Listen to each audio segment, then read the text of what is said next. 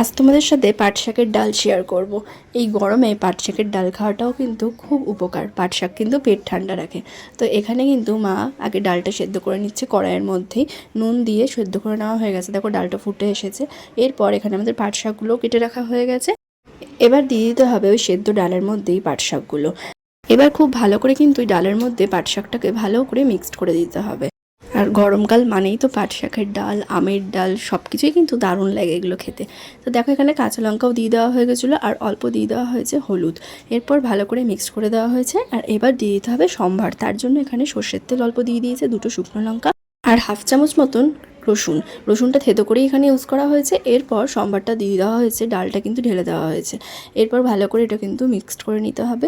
তারপর এখানে পরিমাণ মতন জলটা দিয়ে দেওয়া হয়েছে, কারণ খুব বেশি ঘন করলে কিন্তু ভালো লাগে না, আবার খুব বেশি পাতলা হলেও ভালো লাগে না। জলটা তোমরা বুঝে দিও। এরপর দিয়ে দেওয়া হয়েছে পরিমাণ মতন নুন আর অল্প একটু ফুটিয়ে নিলেই রেডি পাট শাকের ডাল।